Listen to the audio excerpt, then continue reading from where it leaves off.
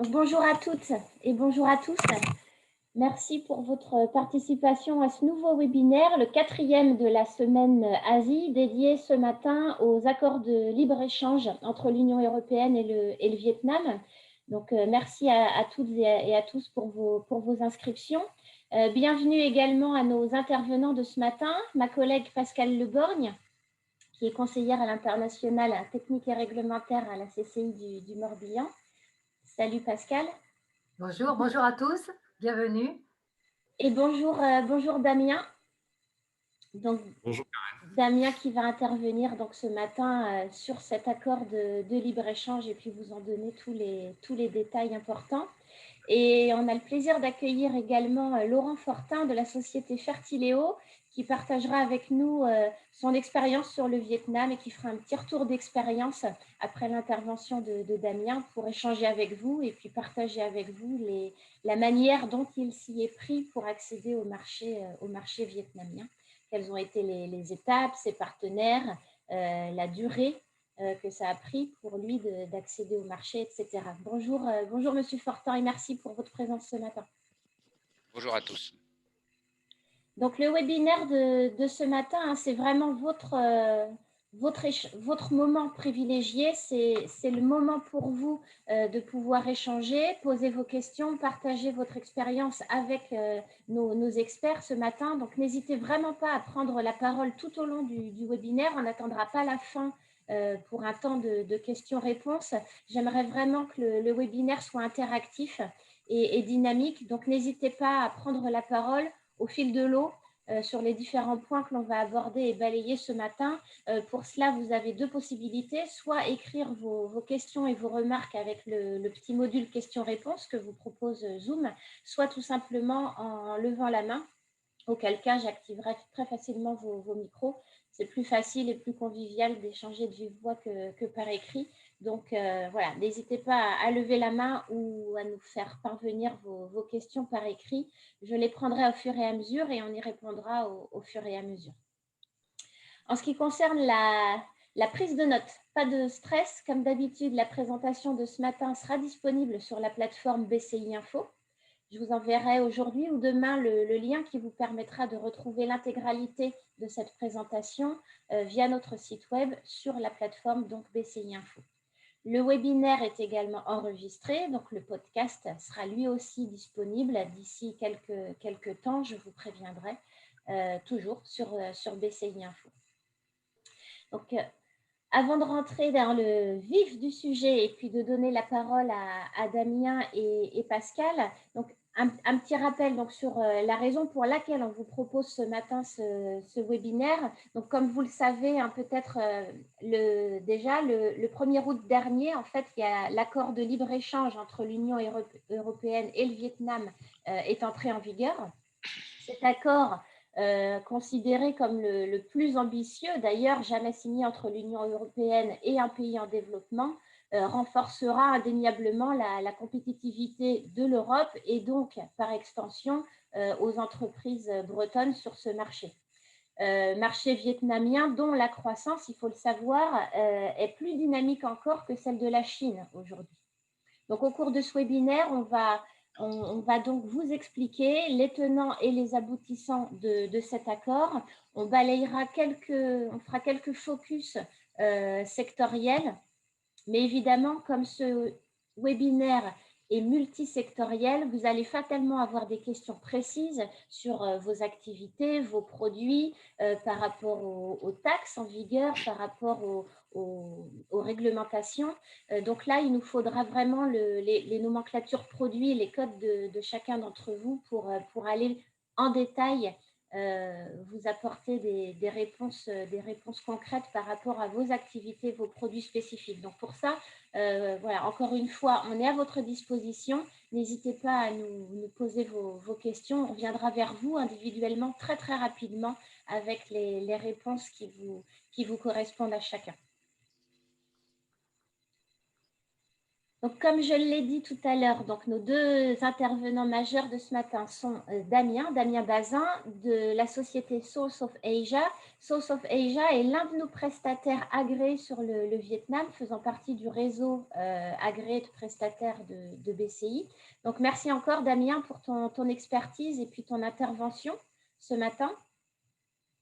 Et puis notre autre intervenante est donc Pascal. Les gens du 56 connaissent certainement déjà Pascal. Pascal nous fera un petit point sur le côté démarche et aspects réglementaires à ne pas louper et les choses importantes à bien comprendre pour vos enregistrements. Et puis enfin, Laurent Fortin interviendra, comme je l'ai dit tout à l'heure, pour partager avec vous son expérience. Comme le veut la tradition, je vais lancer cette petite vidéo qui présente BCI. Alors navré, les gens qui ont l'habitude et qui ont assisté déjà à plusieurs webinaires cette semaine vont finir par la connaître par cœur, cette vidéo.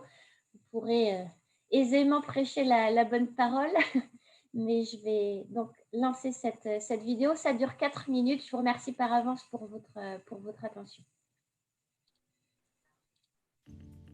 Vous souhaitez un appui pour assurer ou développer votre entreprise à l'international?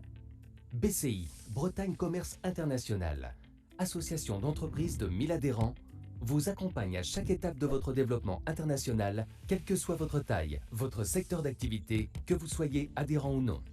Grâce à la diversité des métiers et aux compétences opérationnelles de l'équipe BCI répartie sur tout le territoire breton à votre proximité, tous les aspects du développement international sont traités, depuis l'information technique et réglementaire jusqu'au développement commercial à l'étranger, avec l'appui d'un réseau de prestataires agréés basés dans une centaine de pays. En 2019, BCI aura réalisé plus de 10 200 accompagnements pour plus de 2100 entreprises bretonnes, dont 30% étaient nouvelles. Sa mission principale consiste à favoriser l'export, par la sensibilisation et l'information, avec des services proposés gratuitement aux entreprises bretonnes. Ces services ont représenté en 2019 3632 conseils techniques, réglementaires ou stratégiques, 1681 rendez-vous en entreprise, 109 réunions d'information, 275 actions gratuites, recherche d'infomarché, réalisation d'études. Mais aussi favoriser l'export par l'accompagnement sur les marchés étrangers, dont 30 salons internationaux, 6 missions sectorielles à l'étranger, 18 délégations d'acheteurs en Bretagne, 155 prestations individuelles à l'étranger. BCI, c'est aussi favoriser l'investissement étranger en Bretagne en identifiant et en accompagnant des projets par le biais de son service Invest in Bretagne. Plus de 380 entreprises à capitaux étrangers sont implantées en Bretagne, employant plus de 36 000 personnes. Anticiper l'évolution des marchés et faciliter la prise de décision avec BCI Info, le service de veille et d'information en ligne avec en 2019 3400 articles et brèves, 630 études, 300 fiches sectorielles. Réseauter et s'informer lors de l'Open de l'International, l'événement annuel de l'économie bretonne. Une édition 2019 en présentiel qui a regroupé plus de 1100 participants avec plus de 1000 rendez-vous B2B et plus de 50 pays représentés. Et une édition 2020 en ligne avec 600 rendez-vous B2B. Face à un commerce mondial en plein bouleversement, BCI s'attache à rester agile et réactif pour répondre à vos problématiques. Ainsi, pour vous préparer au Brexit, BCI a mis en place un numéro vert et un cycle de réunions d'information. Pour vous informer de la situation dans le monde lié au Covid-19, BCI a quotidiennement enrichi sa plateforme BCI Info et a organisé des webinaires avec ses prestataires basés à l'étranger. BCI poursuit sa transformation numérique avec la mise en place de nouveaux services, tels que les tutoriels dédiés au commerce international, les rencontres d'acheteurs en visio et les e-missions pour exporter sans se déplacer, ou encore BCI Connect, l'outil de mise en relation de dirigeant à dirigeant.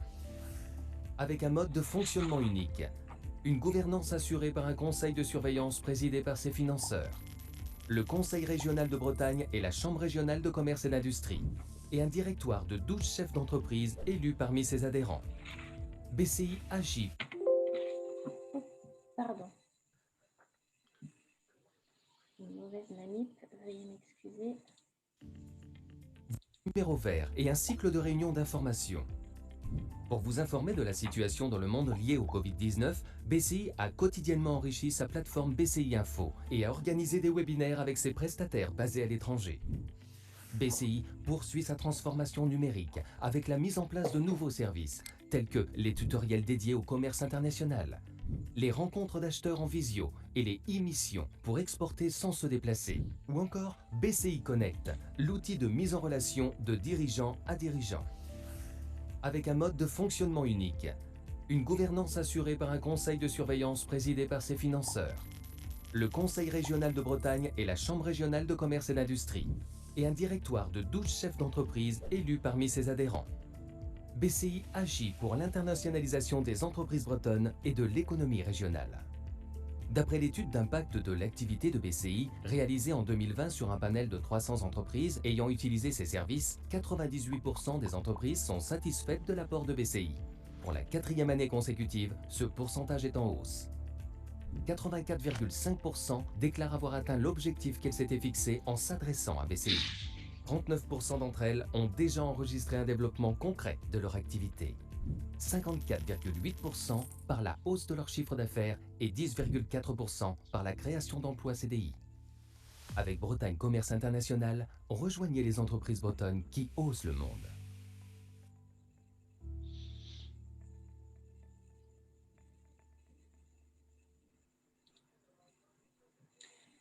Un petit mot sur des événements à noter dans vos agendas. Vous avez dû recevoir une invitation pour une conférence réservée aux adhérents de Bretagne Commerce International. Elle aura lieu le 16 février prochain. C'est le networking adhérent que l'on propose chaque année. Donc là, il aura lieu en online.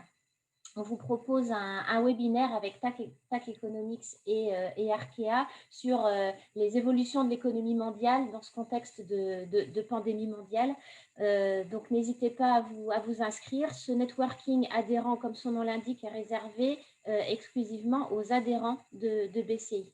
Et autre événement à ne pas manquer et à noter dès à présent dans vos agendas, c'est l'Open de l'International qui se déroulera le lundi 5 juillet. Version online, là encore, on n'a pas pu le maintenir en présentiel comme on le prévoyait. Pour cet Open 2021, donc vous recevrez là encore le moment venu une invitation pour vous inscrire. On vous proposera différentes choses, des B2B, des ateliers, etc. Donc notez bien dans vos agendas le 16 février pour les adhérents et le 5 juillet pour toutes les entreprises bretonnes, l'Open de l'International. On va maintenant rentrer dans le vif du sujet, ce qui nous intéresse ce matin, et voir comment vous pouvez profiter de cet accord de libre-échange EFTA entre l'Union européenne et le Vietnam.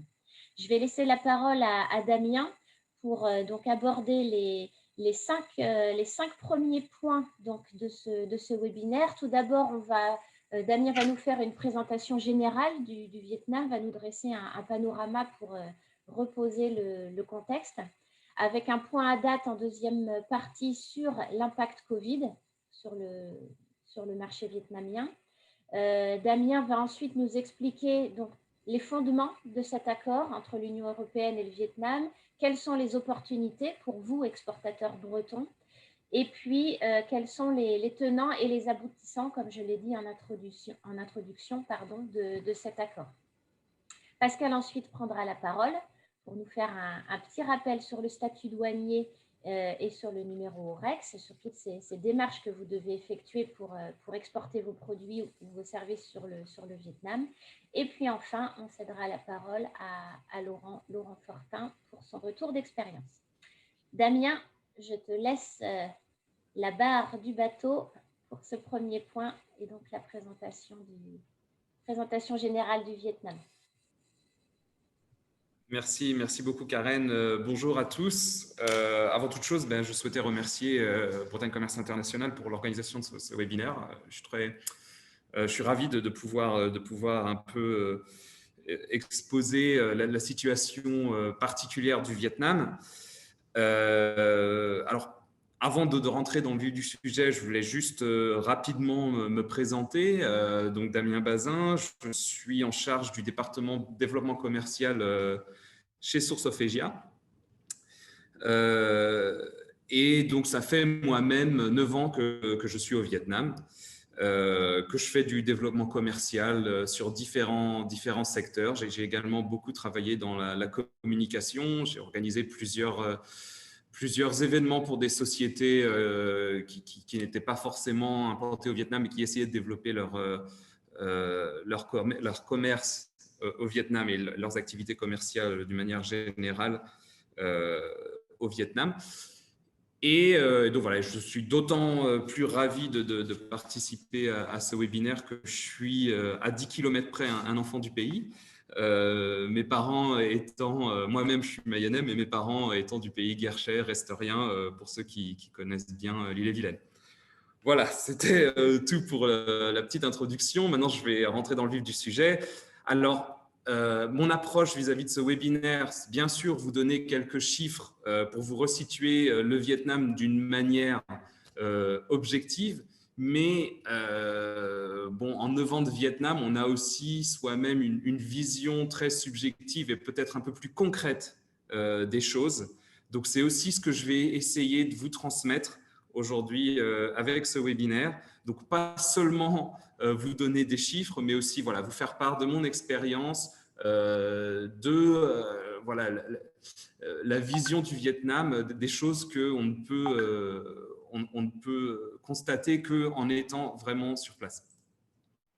Donc, première chose, le Vietnam. Alors, il faut le situer, le Vietnam, dans l'Asie du Sud-Est, ou l'ASEAN, qui est la zone d'accord économique.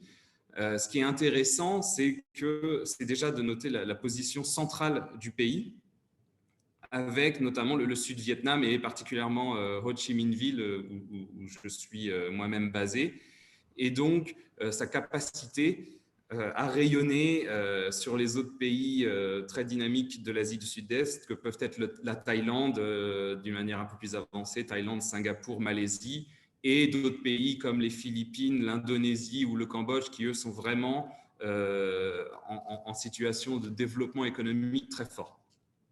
Donc, quelques chiffres. Alors, il y a des animations de temps en temps. Karen, je vais te demander de… Normalement, il y a une animation, il y a quelques chiffres voilà, qui vont apparaître.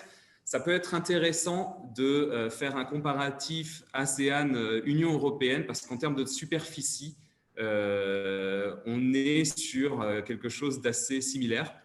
En population, on a 140 millions de plus d'habitants en ASEAN que dans les pays de l'Union européenne. Par contre, en PIB, on est quand même beaucoup en retard et ça explique aussi ces taux de croissance qui sont beaucoup plus élevés, donc 5,9% sur toute la zone. Et aujourd'hui, et c'est le cas depuis une bonne dizaine d'années, le Vietnam est vraiment un des pays qui tire cette croissance de la zone vers le haut. Donc voilà, on peut passer à la slide suivante. Alors, je vais commencer une présentation. Donc, là, c'est vraiment, on va rentrer dans une slide très subjective. Le but de cette slide, c'est de vous donner une vision concrète. En gros, le savoir de base de toute personne qui a passé quelques années au Vietnam, qu'est-ce que c'est ? Alors, la première chose qu'il faut savoir au Vietnam, c'est qu'il y a un vrai clivage nord-sud. Dans le clivage, il y a une opposition, c'est vrai, mais il y a aussi des disparités. Quelles sont-elles, ces disparités ? Alors, on a une disparité politique versus économique, c'est-à-dire que vous allez avoir le nord qui est le centre politique et gouvernemental du Vietnam, donc la ville de Hanoï qui est la capitale du pays, et le sud qui est plus un centre économique, c'est vraiment la région propice aux affaires au Vietnam. Mais il y a aussi une rivalité entre les autorités de ces deux régions. Et on se retrouve parfois, et je reviendrai un peu plus tard quand je parlerai des infrastructures, sur comment dire, des rivalités qui aboutissent à un ralentissement du développement justement des infrastructures notamment. Il y a aussi une différence intéressante à noter culturelle Alors, attends, ça va être après la population. Il y a une différence à noter culturelle entre le nord et le sud.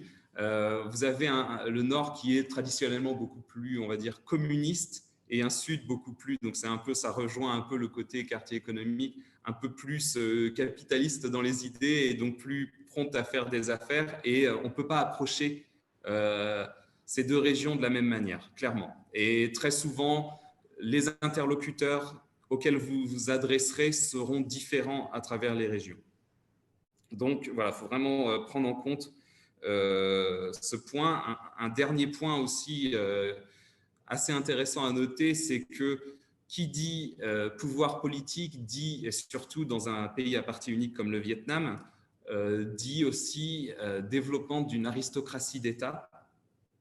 Et donc, on a un phénomène de classe très riche, très développé dans le nord du pays. Et donc, ça a un impact sur le chiffre d'affaires de toute société qui va travailler sur des produits à très haute valeur ajoutée, produits de luxe, épicerie fine notamment. Je discutais avec un importateur qui fait pas mal de caviar, d'huîtres l'autre jour, et il m'expliquait que vraiment une grosse partie de son chiffre d'affaires se faisait dans le nord du pays. Il y a une vraie clientèle sur cette zone, une clientèle locale, j'entends. Voilà, alors population maintenant, Karen, tu peux faire venir la deuxième slide. Quelle est-elle alors, non, pardon, voilà. C'est compliqué. Alors, voilà, tu as la population. Donc ça, c'est deuxième chose à savoir sur le Vietnam, c'est la population. Quelle est-elle? Alors, on est sur une population de 97 millions d'habitants. Pour une superficie à peu près équivalente à la France, donc on est assez serré. Et c'est une population qui est très jeune, c'est-à-dire que l'âge médian étant de 34 ans, 50% des Vietnamiens ont moins de 34 ans. Donc, la consommation locale, elle est tirée par des jeunes familles, on va dire. Les gens se marient très vite et ont des enfants très vite. Je dirais entre 25 et 30 ans. Et du coup, ce sont vraiment ces gens-là qui tirent vers le haut l'économie vietnamienne et la consommation vietnamienne d'une manière plus particulière. Et c'est aussi une population qui est très urbaine. Donc, je parlais de 97 millions d'habitants. Sur ces 97 millions, 37 millions vivent dans une zone urbaine. Il y a 5 très grandes villes au Vietnam, dont Hanoï et Ho Chi Minh Ville que tout le monde connaît. Il y a la 3e ville qui est Da Nang au centre du pays, donc c'est assez bien réparti. Et puis ensuite, vous allez avoir des espaces urbains, surtout sur les grands ports du nord à Haiphong et du sud à Can Tho, où vous allez avoir aussi plusieurs millions de personnes. Ensuite, alors après la population, on va avoir donc ah non, voilà. Il y a vraiment un bug technique, désolé. Hop. Bah non, c'est pas grave. Voilà. J'aime bien les émissions, peut-être un peu trop malheureusement.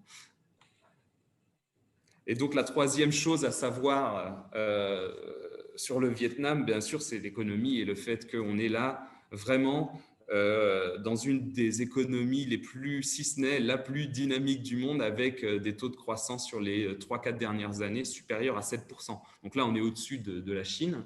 Alors, en termes de développement, on est quand même plus en retard que la majorité des pays de la zone, mais ça va très, très vite. Depuis 2011, où je suis ici, j'ai vu les choses évoluer d'une manière très rapide. Quand je suis arrivé au Vietnam, par exemple, il n'y avait pas de franchise internationale comme McDonald's ou Starbucks. Et aujourd'hui, ces gens-là sont très présents et rencontrent un franc succès auprès de la population vietnamienne. Donc, non seulement ça va vite en termes d'internationalisation, on va dire, mais ça va aussi très vite en termes de changement d'habitude par la consommation locale, surtout pour tout ce qui est lié au food service notamment. Pour le fashion, ça prend, pour tout ce qui est vestimentaire, ça prend quand même un peu plus de temps. Quatrième point, c'est, alors là, je vais terminer cette présentation générale par les deux gros challenges, vraiment deux gros défis que va devoir relever le Vietnam pour vraiment accentuer son développement économique et pour vraiment franchir un palier. La première chose, c'est la corruption. Et il faut vraiment prendre en compte que le Vietnam, on est sur des niveaux de corruption généralisés. Et quand je dis généralisé, je veux vraiment dire à tous les niveaux.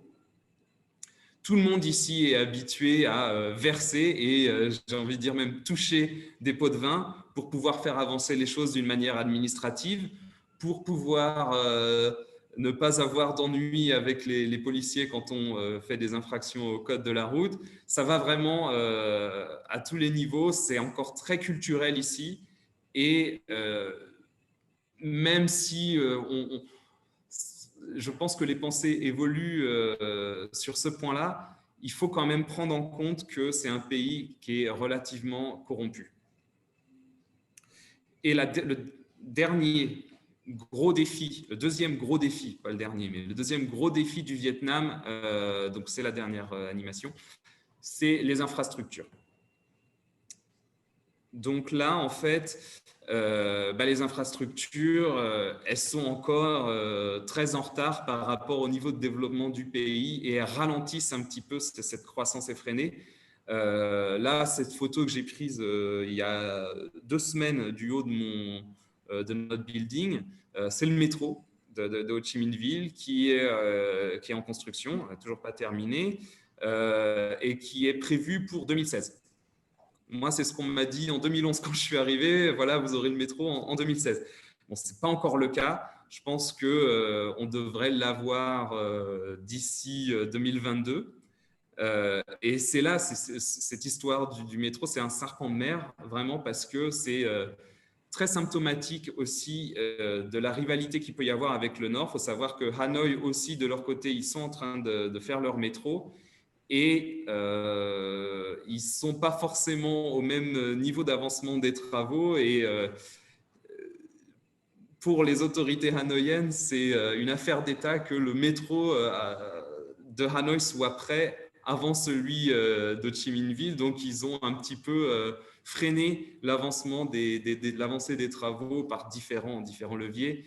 À Ho Chi Minh Ville. Enfin, il y a une rivalité qui va jusque-là et qui bride vraiment le développement des infrastructures au Vietnam.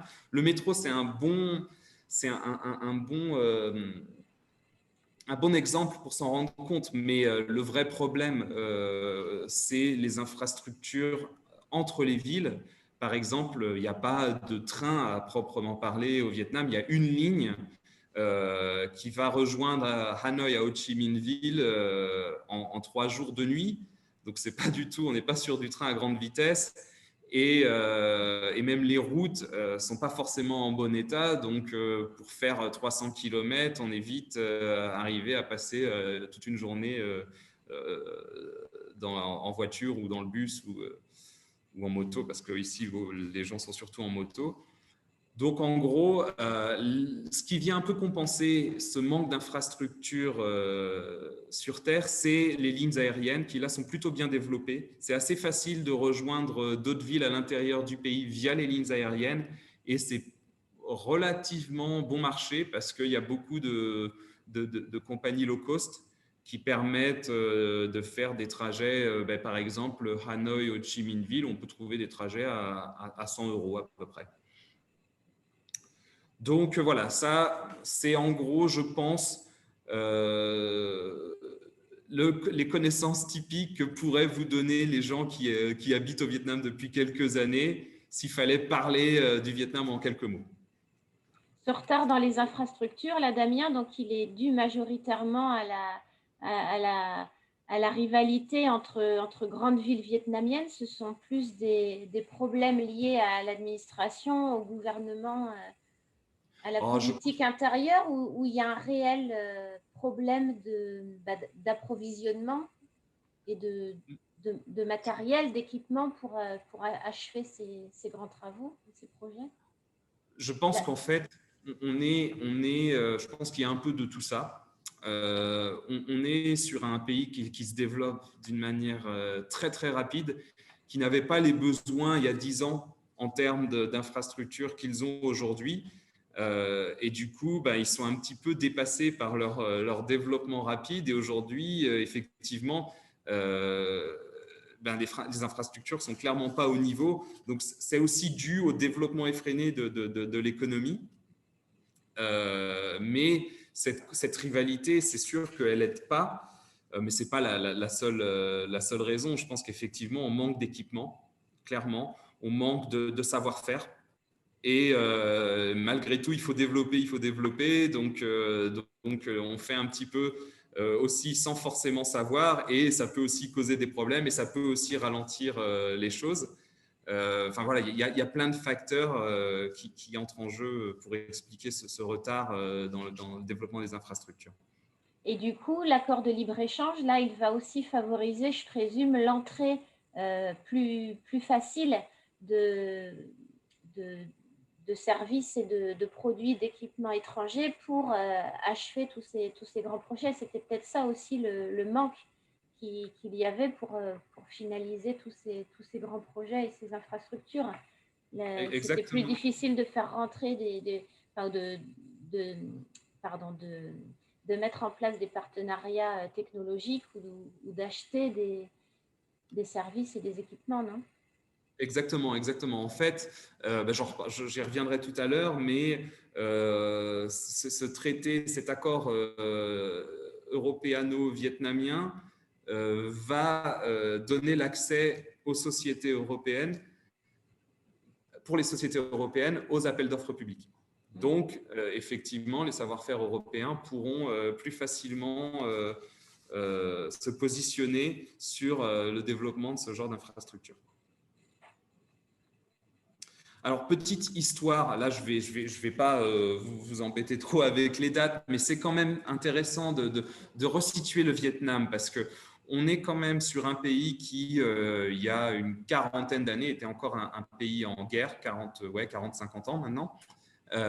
Donc, on sort de la guerre du Vietnam en 1976 et s'en suivent 10 années de communisme strict dans le sens nord-coréen du terme, où le pays est fermé et fermé à l'international, sauf aux autres pays communistes, évidemment, et aussi à l'économie de marché.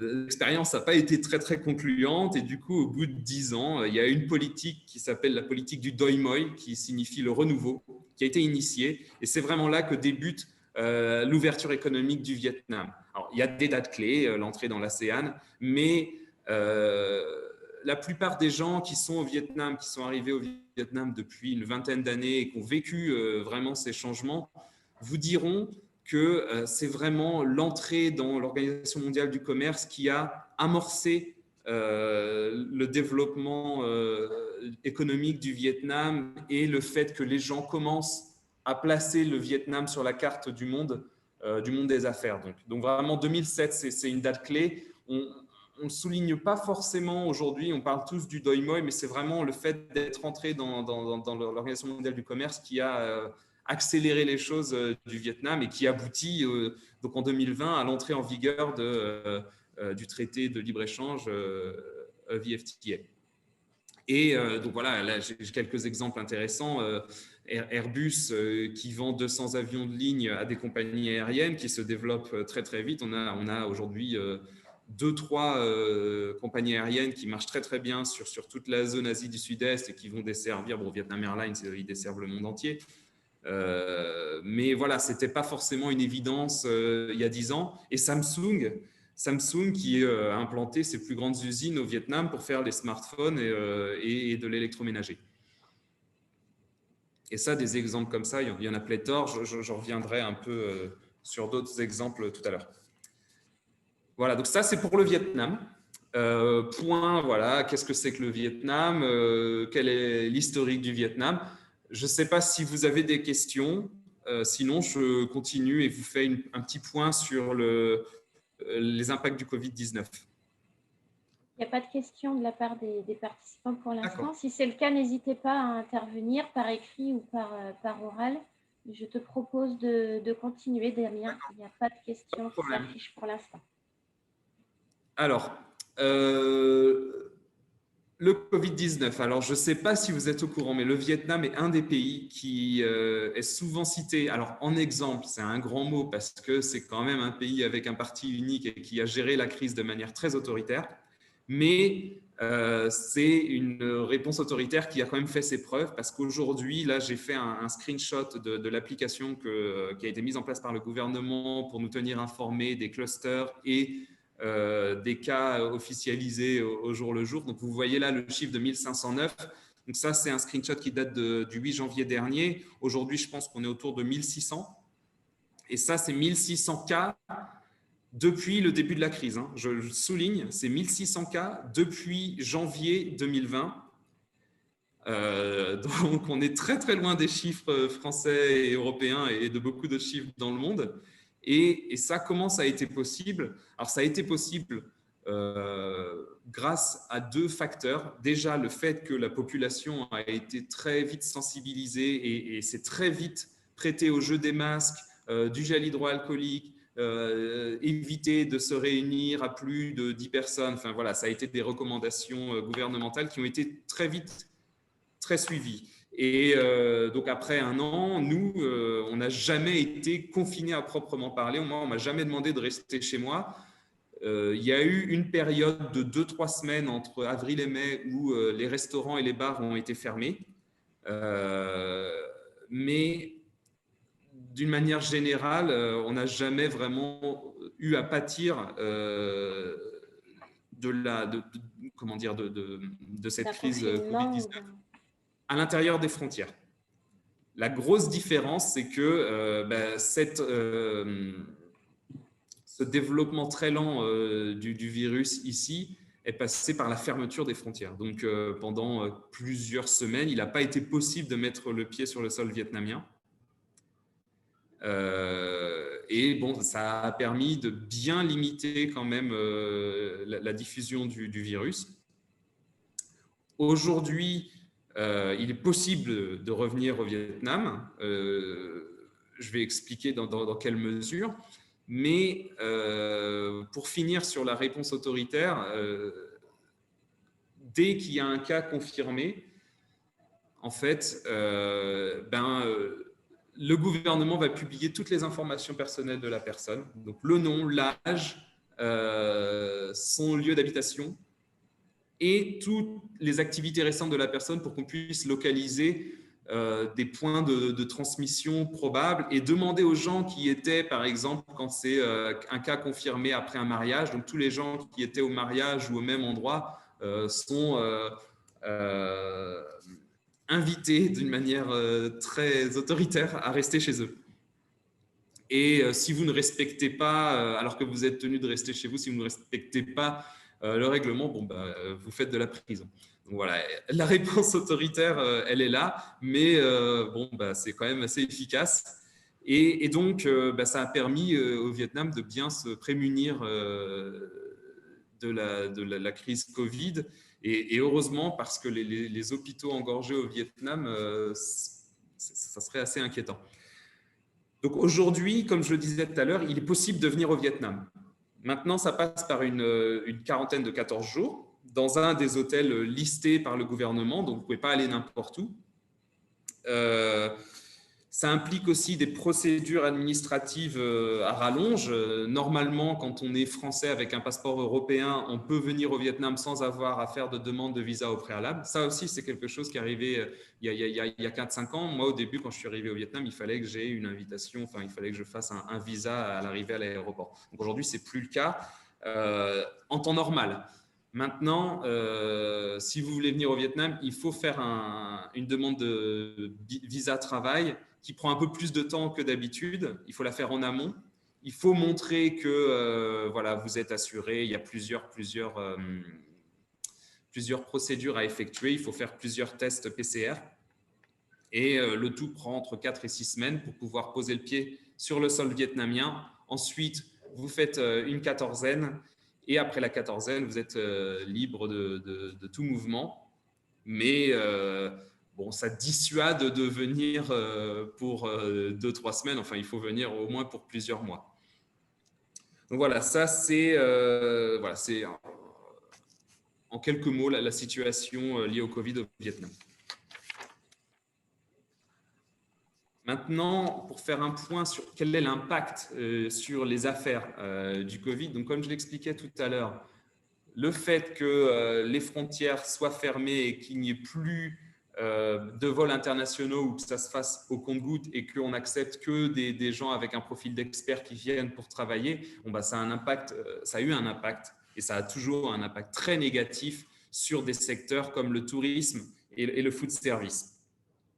Mais aujourd'hui, et du fait de la bonne gestion de la crise par les autorités et d'une manière générale, ben on se retrouve dans une économie qui est très saine encore aujourd'hui. Alors, on prévoit les estimations de croissance pour 2020 sont de 2,9%. Donc là, je vous fais un petit peu un bref récapitulatif de ces deux articles. Mais 2,9% par rapport à un pays qui était en croissance de 7% en 2019, ça fait une grosse baisse, certes, mais on est toujours largement au-dessus des moins 4% pris sur le reste de l'économie mondiale. Donc, on est quand même dans une économie très, très saine et on prévoit même une croissance à 6,8%. Ça, c'est une communication de la Banque mondiale, 6,8% de croissance économique sur 2021. Donc, les indicateurs sont pour l'instant au beau fixe et même dans des secteurs qui étaient en difficulté comme, alors surtout quand même le food service, c'est un peu une lame à double tranchant parce qu'effectivement, si on n'a plus de tourisme qui viennent, les touristes vietnamiens qui sont un peu plus aisés et qui ont l'habitude de partir en congé à l'extérieur du pays, ils sont contraints de rester chez eux et du coup, ben, ils consomment chez eux et ça implique un vrai switch en fait des habitudes de consommation locales et on a une population qui de plus en plus se tourne vers des habitudes de consommation qu'ils n'avaient pas forcément avant. Donc,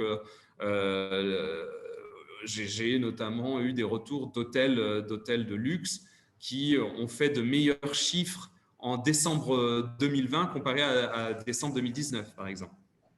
Donc vraiment, on est sur un pays où les indicateurs sont au beau fixe. En termes d'industrie, c'est aussi intéressant de noter la vague de relocalisation de la part des grosses multinationales qui avaient l'habitude de produire en Chine et qui font vraiment un déménagement vers le Vietnam, Apple notamment, qui a demandé à son fournisseur Foxconn de faire une partie de ses iPads et de ses MacBooks, de les produire depuis le Vietnam. Le gouvernement japonais aussi, qui va subventionner les sociétés qui prennent la décision de relocaliser leur société de la Chine vers le Vietnam. On a des sociétés notamment comme Panasonic qui vont annoncer leur intention de déplacer leur production de réfrigérateurs et de machines à laver depuis la Thaïlande vers le Vietnam. Et alors, et ça va me permettre de faire une très bonne transition vers le VFTA. Cette crise, elle n'a pas empêché l'entrée en vigueur des différents traités qui étaient en cours de négociation. Donc, le VFTA, mais c'est aussi le cas, le Royaume-Uni a aussi signé un traité de libre-échange avec le Vietnam, et le RCEP, qui est un traité économique très ambitieux sur toute la zone avec différents pays comme la Chine, le Japon, l'Australie, et qui va renforcer aussi la coopération entre ces pays. Donc tout ça, ça a pu entrer en vigueur courant 2020 malgré les circonstances actuelles. Et donc, voilà, ça me permet d'introduire ma présentation de l'accord de libre-échange européano-vietnamien. Alors, si on peut revenir rapidement sur la slide d'avant, je vais faire une petite présentation. Voilà, celle-là, oui, historique de l'historique. Non, c'était la slide d'avant. Oui, voilà, celle-là. Donc voilà, juste pour rappeler que c'est une négociation de longue haleine, le VFTA, qui à l'origine devait être un accord Union européenne, région de l'ASEAN. Sauf que, et ça peut surprendre vu d'Europe, mais la coopération entre les pays de l'ASEAN n'est pas aussi efficace que la coopération entre les pays de l'Union européenne. Et les négociateurs européens se sont vite rendus compte que pour pouvoir faire quelque chose de concret sur l'ASEAN, il fallait mieux négocier pays par pays. Donc, ils ont commencé à négocier avec Singapour et le Vietnam, c'est le deuxième pays à signer un traité de libre-échange. Donc, voilà, ça c'est pour l'historique. Maintenant, quelles sont d'une manière générale les attentes du Vietnam pour cet accord? Alors, la première chose, c'est bien sûr de développer ses exportations vers l'Europe, mais aussi d'attirer des investisseurs étrangers. Et bien sûr, c'est dans la continuité de son intégration dans l'économie mondiale. Et les attentes de l'Union européenne, c'est de développer les parts de marché des pays européens dans un pays comme le Vietnam qui est en plein boom économique. Et il faut savoir que l'Europe est relativement en retard par rapport à d'autres pays comme l'Australie, la Nouvelle-Zélande et même les États-Unis qui se sont déjà bien positionnés et qui sont déjà très présents sur des secteurs précis. Je pense notamment à l'agroalimentaire, tout ce qui est fruits, tout ce qui est viande. On va plus facilement trouver des produits australiens, néo-zélandais que des produits européens, par exemple. Vous allez me dire, oui, mais il y a une proximité géographique. C'est pas faux, mais pas tant que ça non plus. Ça reste assez loin quand même, l'Australie et la Nouvelle-Zélande. Et il n'y a pas de raison que l'Europe n'ait pas son mot à dire, d'autant qu'il y a aussi des produits américains déjà en grande quantité. Et eux, en termes de distance géographique, c'est encore une autre histoire. Donc voilà, ça c'est quelques mots rapides sur l'historique. Maintenant, je vous propose de passer aux impacts concrets de l'EVFTA. Qu'est-ce que ça implique? Alors, la première chose, le premier avantage que ça va nous apporter en tant que société européenne, et ça c'est vraiment ce qu'il faut retenir de cette VFTA, c'est l'élimination des droits de douane. On est sur une élimination de 99% des droits de douane qui peuvent exister entre les pays de l'Union européenne et le Vietnam. Donc, c'est une élimination qui est progressive. Cette progressivité va varier en fonction des typicités de produits. Mais au bout de 10 ans, on devrait aboutir à cette élimination de 99% des droits de douane. Donc, je reviendrai plus en détail tout à l'heure sur l'élimination en question en fonction de différents produits. Mais voilà, c'est vraiment le point central de cette négociation avec les autorités vietnamiennes. Il y a des questions, n'hésitez pas. Hein. Deuxième impact positif, c'est la réduction d'une manière générale des barrières à l'entrée. Alors ici, je parle vraiment de simplification administrative sur les certifications d'origine. Donc, bon, sans trop entrer dans les détails, ici, le Vietnam s'engage à mieux se conformer aux standards et aux réglementations internationales, ainsi qu'à reconnaître les normes européennes, par exemple de conformité pour les voitures ou à l'origine Made in Europe pour tout ce qui est produit non agricole. Troisième impact positif, c'est la protection des indications géographiques. Alors là, c'est vraiment il y a une réciprocité dans cet impact. Donc, cet accord, il assure la protection de 169 produits agroalimentaires. Donc, c'est ici vraiment qu'on parle de produits agroalimentaires face à d'éventuelles copies sur le sol vietnamien. Et en contrepartie, l'Europe aussi s'engage à reconnaître des produits vietnamiens comme le thé de Moc Chau ou le café de Buon Ma Thuot. C'est un gros pays, un pays qui est très gros producteur de ces denrées ici. Et donc qui seront protégés aussi sur le sol européen. Quatrième impact, c'est justement, j'en parlais tout à l'heure, c'est l'accès aux appels d'offres publics. Donc là, vraiment, il y aura un coup à jouer pour toutes les sociétés européennes qui peuvent se positionner sur le développement d'infrastructures au Vietnam. Et Dieu sait qu'il y a du travail. Et c'est quand même un accord qui concerne surtout les appels d'offres publics qui auront lieu dans les deux villes principales que sont Hanoï et Ho Chi Minh Ville. Donc, vous seriez amené à travailler avec le comité populaire de ces deux villes et qui sont les émetteurs d'appels d'offres. Dernier impact positif, c'est l'ouverture du secteur des services. Il faut savoir qu'il y avait des services qui n'étaient pas ouverts à la compétition internationale. Et aujourd'hui, grâce à l'EVFTA, à l'accord entre le Vietnam et l'Union européenne, ça sera possible. Il y aura un accès au marché pour tous les opérateurs européens qui sont dans les services postaux, dans les services bancaires, dans les services le secteur environnemental aussi, les assurances et le transport maritime. Donc voilà, ça c'est les 5 impacts positifs que vont apporter, qu'apporte déjà aujourd'hui l'accord de libre-échange entre l'Union européenne et le Vietnam. Donc, s'il n'y a pas de questions, je propose d'avancer un peu plus. Il n'y a pas de questions pour l'instant, non, à moins que les gens se déclarent là maintenant. Dans le détail, mais s'il n'y a pas de questions, c'est que c'est très clair et c'est très bien. Alors, il y a une question tout de même, une question d'Anthony. Bonjour Damien, l'élimination des droits de douane sera-t-elle progressive, par exemple 7% la première année, 3% la deuxième année, etc. C'est ce que tu as dit tout à l'heure, hein, que c'est effectivement progressif sur 10 ans, c'est ça? Alors, exactement, ça va dépendre de la nomenclature douanière. Bonjour Anthony.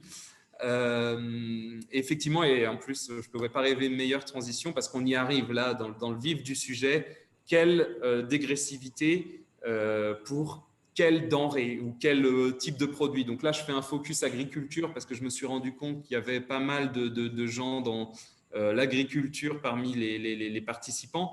Je sais qu'il n'y a pas que ça, hein. J'ai fait d'autres thématiques. Là, il s'agit de pet food en l'occurrence. Agriculture. Donc là, différents produits en fonction d'un HS code donné. Donc ça veut dire que chaque HS code aura une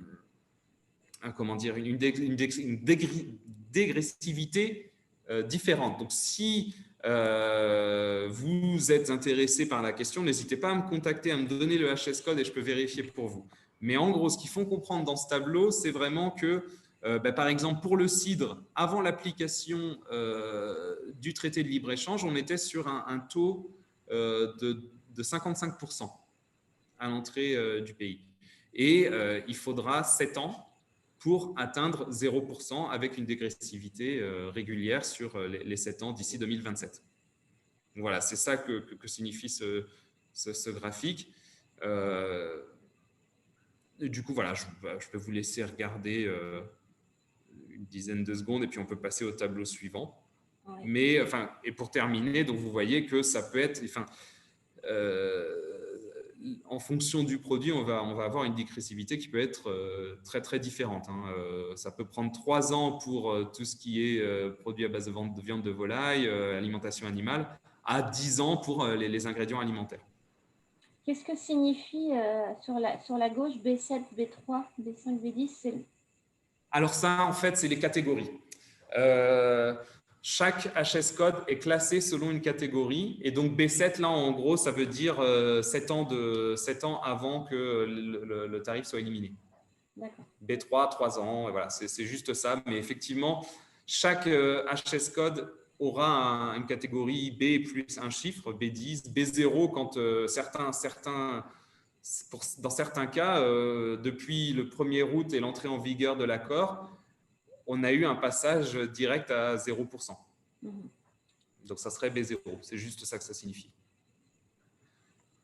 Alors, une question de Marc.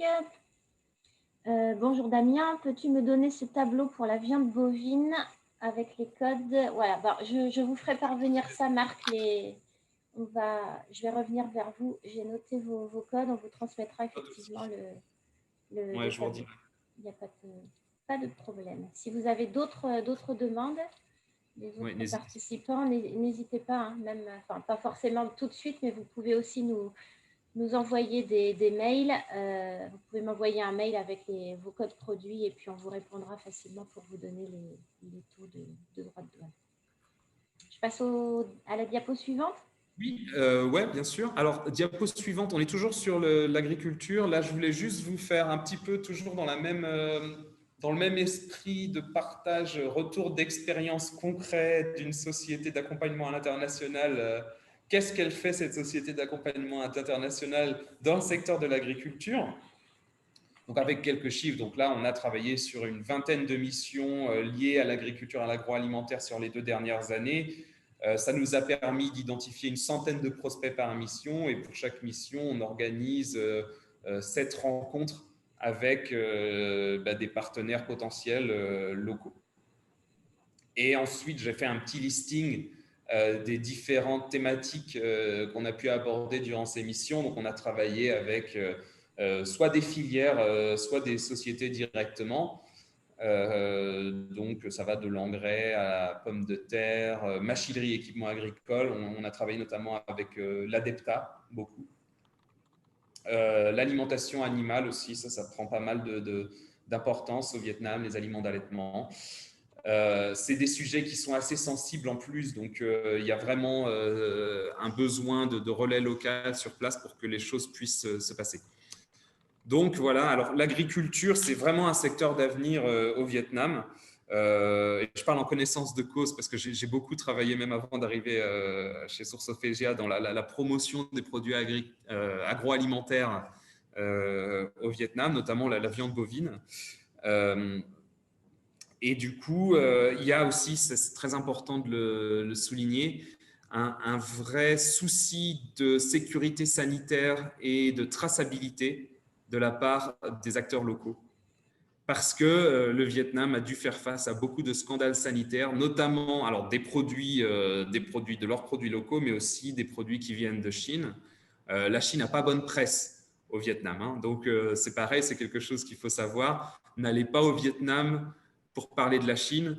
Et un exemple tout bête, ne parlez jamais du Nouvel An chinois au Vietnam. Il n'y a pas de Nouvel An chinois au Vietnam. Il y a Tet ou le Nouvel An lunaire, mais il n'y a pas de Nouvel An chinois au Vietnam. Et voilà, vous ne serez pas forcément bien reçu si vous vous adressez comme ça aux Vietnamiens. Donc, voilà, tout ça pour dire que malgré tout, voilà, il y a énormément de choses qui se passent sur la question. Il y a des besoins et il y a des savoir-faire sur lesquels les Européens, les sociétés européennes et particulièrement les sociétés françaises et les sociétés bretonnes, bien sûr, parce qu'on est vraiment des spécialistes de l'agriculture en Bretagne. Donc, il y a des choses à apporter. Un autre point à souligner, et ça vient en écho un petit peu avec ce que présentera Monsieur Laurent Fortin tout à l'heure, c'est le fait que le Vietnam est c'est le premier importateur au monde de fertilisants organiques. Donc, même pour la production agricole au Vietnam, on a des besoins. Et alors, dernière chose qui est intéressante à noter, ça c'est surtout pour tout ce qui est produit d'épicerie fine. On a travaillé notamment avec des produits, tout ce qui est légumes en conserve, tout ce qui est gâteaux, tout ce qui est vin et spiritueux. Ces produits-là sont, bien sûr, il y a beaucoup d'importateurs au Vietnam, mais ces importateurs, et particulièrement les principaux importateurs de ces produits-là, sont très souvent représentés par des Français. C'est-à-dire que c'est des Français qui sont au Vietnam depuis une vingtaine d'années, qui ont été les premiers à se mettre sur ce créneau-là, à faire venir des produits français et occidentaux d'une manière générale, et qui du coup aujourd'hui tiennent le marché. Et ça donne une vraie opportunité pour toute exportateurs français potentiels, parce que ça ouvre vraiment des portes. On s'adresse à des Français et on a la même culture. Voilà, c'est assez intéressant de le souligner. Ensuite, on va passer aux autres secteurs. Alors, juste un petit rappel, j'ai reçu pas mal de petits mots là, de participants donc, nous demandant les droits de douane sur certains produits spécifiques, n'hésitez pas à continuer à m'envoyer vos demandes et puis on vous répondra très rapidement. Alors, je vois que Fabienne a une question. Je vais peut-être attendre, si tu veux bien, Damien, 2 petites secondes que Fabienne ait le temps de poser sa question. Je peux aussi activer le micro, Fabienne, si vous voulez.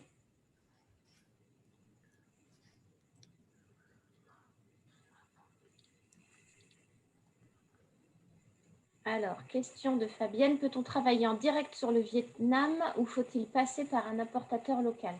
Donc ça, les us et coutumes, la manière de… Enfin, how doing business avec le Vietnam, tu vas en parler un peu plus tard, Damien? Non, je peux en parler maintenant. Non, parce Alors, que j'avais… vas-y. Non, clairement, il faut passer par un importateur local.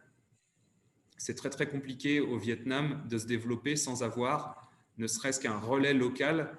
Et nous, d'ailleurs, c'est aussi tout l'esprit de notre service et de la façon dont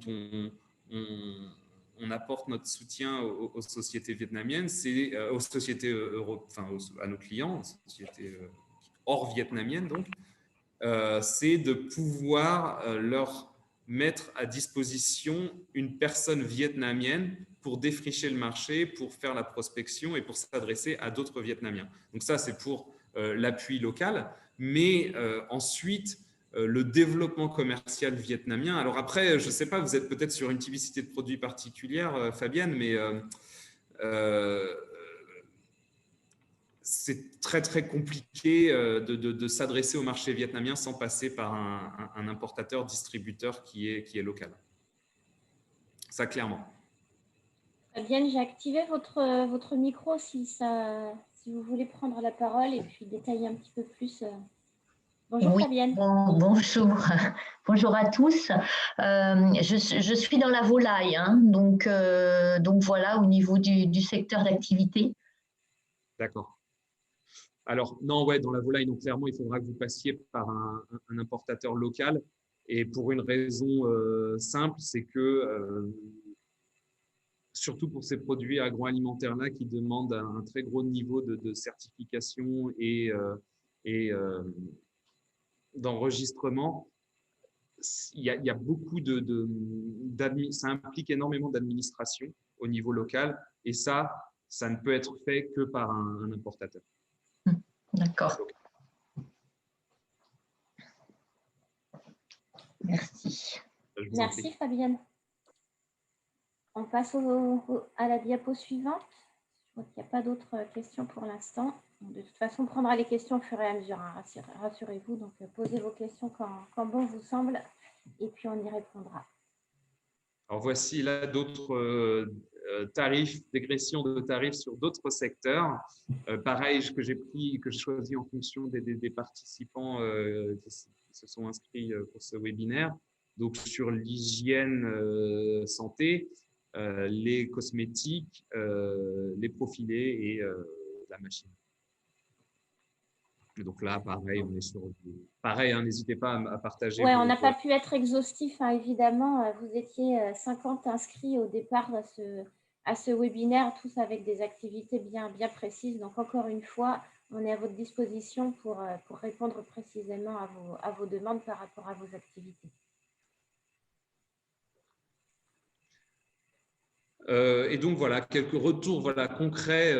Qu'est-ce que ça représente, le secteur médical et cosmétique chez Sourcophagia? Ça représente 8 missions sur les 2 dernières années. Alors, c'est vrai que c'est beaucoup moins que pour l'agriculture, mais c'est des chiffres qu'il faut relativiser parce que c'est des missions qui sont sur des secteurs très, très complexes et qui nous prennent relativement plus de temps. Donc, pour une mission… prospection dans l'agroalimentaire qui va nous prendre 2 mois, il faut en compter au moins 2 fois plus pour une mission sur tout ce qui est médical, équipements médicaux. On travaille beaucoup avec des sociétés coréennes sur ce genre de thématique. Et donc là, j'inclus aussi tout ce qui est cosmétique. Et du coup, donc, en termes de demande locale, ce qu'on a pu constater, c'est que déjà, pas compliqué de trouver des acteurs qui sont intéressés, donc des acteurs locaux qui sont intéressés et ouverts aux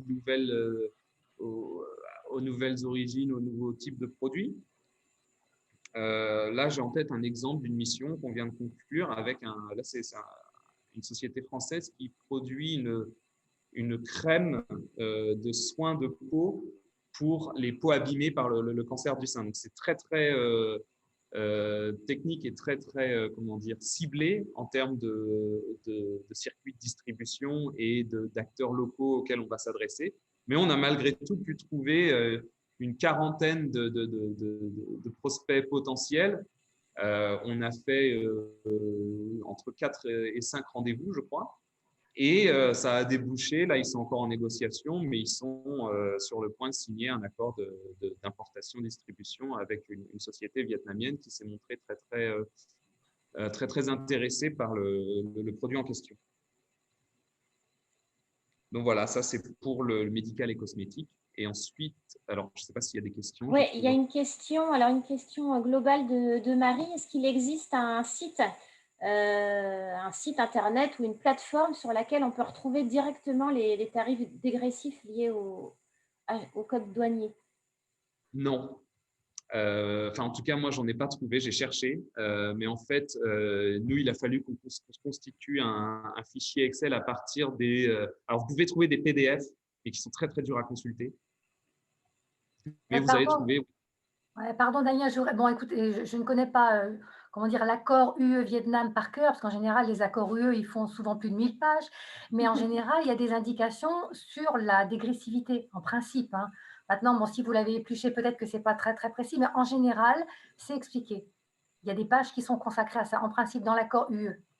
Alors, il y a des pages, moi, j'ai vu effectivement les seules informations, les seules sources que j'ai pu trouver sur la question, c'est des fichiers PDF. Donc, il faut consulter ligne à ligne. Je n'ai pas trouvé d'outils qui me permettaient en entrant le HS code, de connaître le code. C'est PDF en général, c'est vrai. C'est vrai, les accords sont en PDF, ouais. Okay. Et côté douane française, Pascal, est-ce qu'il y a un lien qui est donné? Enfin, est-ce qu'on peut trouver une aide concrète auprès du service des douanes? Oui, déjà, vous pouvez, j'allais dire, contacter votre conseillère en territoire, mais en principe, sur le site de la douane, effectivement, on peut connaître tout ce qui est droits et taxes à l'entrée en Union européenne, et l'application s'appelle RITA. Je pense qu'il doit y avoir une indication. À mon avis, ça doit être spécifié, effectivement, le calendrier, l'échelonnement jusqu'auquel on arrivera à un taux zéro. À mon avis, oui, mais il faut regarder, par contre, code douanier par code douanier. Ouais, les étapes sont toujours les mêmes. Ce que je vous propose, Marie, c'est de m'envoyer un mail ou un petit message là, durant le webinaire avec vos codes, et puis on reviendra vers vous pour vous donner ces différents taux. Là, on était dans la biscuiterie. Alors, on a une autre question de Guirec. Bonjour, j'exporte des minéraux à des clients vietnamiens fabricants de céramique, sanitaire, carrelage, etc. Quel est l'impact financier pour eux depuis l'accord? En d'autres termes, quelle est l'économie pour eux? Alors là, c'est une question qui susciterait une vraie enquête de terrain avec des questions à ces acteurs-là directement. Je ne peux malheureusement pas vous répondre à date. C'est trop précis pour moi, mais voilà, ce que je peux vous dire, c'est que sur d'autres secteurs sur lesquels notamment on travaille aussi beaucoup sur l'ameublement, il y a un vrai engouement pour les sociétés européennes fournisseurs d'ameublement, donc de produits de la maison, qui se créent par l'entrée en vigueur de l'EVFTA, et les gens sont aussi les acteurs locaux sont de plus en plus enclins à ajouter l'origine européenne dans leur scope. Mais pour la céramique d'une manière générale, c'est un peu compliqué. Je peux vous retrouver, si vous me donnez le HS code, la même chose que vous retrouvez la dégressivité du droit de douane. En fait, la question de Guirec, c'était quel est l'impact côté vietnamien? aussi, surtout. Est-ce que l'accord de libre-échange Union européenne-Vietnam, alors là, on est en train de voir les avantages et notamment donc, le côté dégressif des droits de douane pour nos exportateurs bretons. Mais côté vietnamien, quel est l'impact en fait par catégorie de produits, par secteur? Bah, du coup, après, c'est mathématique, mais si on diminue les droits de douane à l'export, donc pour l'export de produits européens, l'acheteur vietnamien, il s'attend à ce que le prix de la marchandise qu'il achète d'Europe diminue. Forcément. Donc après, à part ça, je ne peux pas vraiment trop dire concrètement quel est le, comment dire, quelle est la réalité du terrain, mais a priori, ça rentre dans les négociations. Le fait qu'il y ait l'UDFTA, on s'attend du côté vietnamien à ce qu'il y ait un impact bénéfique sur les prix. J'ai noté votre question, Guirec, et puis si vous voulez bien, donc on va plancher dessus et revenir vers vous avec un... Il faut toujours retenir quelque chose, je veux dire, la base pour n'importe quelle recherche au niveau du commerce international, c'est le code douanier. L'important est de savoir quel est le code douanier, quelle est l'origine du produit. Et à partir de là, on peut faire n'importe quelle recherche. Mais tant qu'on n'a pas ça, on ne peut rien faire. Oui, bien sûr. Du coup, moi, oui, effectivement, concrètement, si vous me donnez le code douanier, je peux vous dire, ben voilà, le taux, il sera de temps d'ici telle année. Parce que des minéraux, mais encore, je veux dire, comment dire, le tarif douanier européen, il comporte des milliers de positions douanières. Donc, il faut savoir exactement de quel produit on parle et à quel code douanier ça correspond. Donc, c'est noté, Guirec, de mon côté. On va revenir vers vous. Il vous suffit juste donc de nous envoyer un message, soit moi, soit là pendant le webinaire, donc avec vos codes. Mais je suis à votre disposition aussi par mail après le webinaire. Merci beaucoup. On va passer au slide suivant. Ah, merci. Donc, sur l'industrie. Et donc voilà, la dernière slide que j'ai préparée pour mon retour d'expérience, c'est sur l'industrie. Là aussi, on est pas mal actifs. Des missions plus ou moins courtes, beaucoup d'acteurs européens, beaucoup d'acteurs coréens sur la question. On a représenté aussi quelques sociétés françaises sur le long terme dans le domaine. Voilà, vous voyez, ça peut être vraiment des types de produits très, très différents avec peut-être une vraie expertise de notre part, avec une vraie expérience sur tout ce qui est revêtement, peinture. Traitement de l'eau aussi, on fait de plus en plus. Et donc, là, d'une manière générale, il faut savoir que quand on entre sur ce secteur, les négociations prennent quand même beaucoup plus de temps. Il faut vraiment assurer un vrai suivi avec les partenaires locaux parce que c'est des gens qui vont vouloir tester, c'est des gens qui vont vraiment se renseigner et qui vont demander énormément d'informations. Et c'est des gens qui ne sont pas toujours très réactifs. Donc, voilà, il y a un suivi au niveau local qui est déterminant pour la réussite de ce genre de mission. Mais pareil que pour le cosmétique, c'est relativement facile d'intéresser les gens sur la question. Il y a vraiment un besoin en équipement ici et en solutions innovantes, surtout si c'est une solution qui peut changer votre vie du jour au lendemain. Au Vietnam, on a encore du mal à avoir une pensée long terme.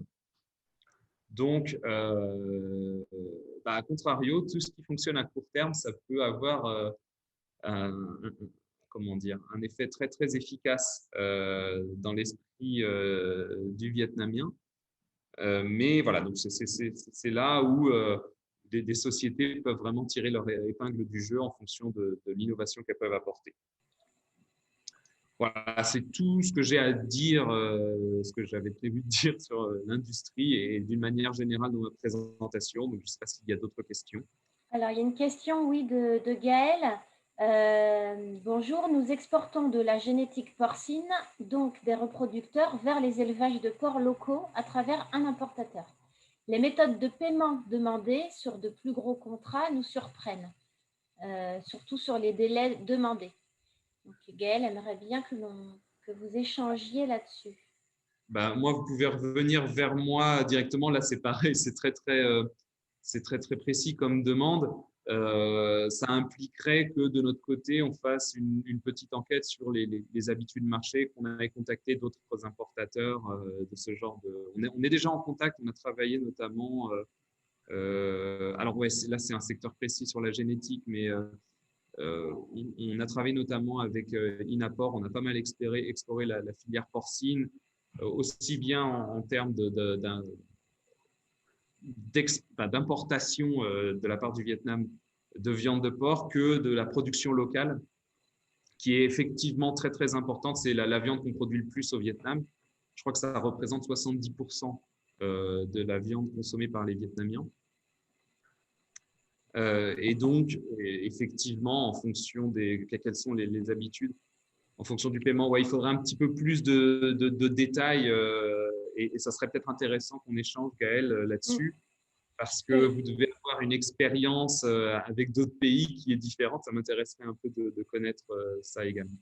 Ce que je vous propose, c'est d'organiser après le webinaire un call, une visio pour que vous puissiez échanger là-dessus. Le temps pour toi, Damien, de recueillir quelques informations par rapport à cette première question de Gaël.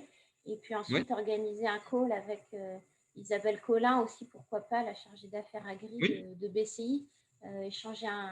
Échanger tous les trois sur ce sujet-là. Ça vous convient, Gaël?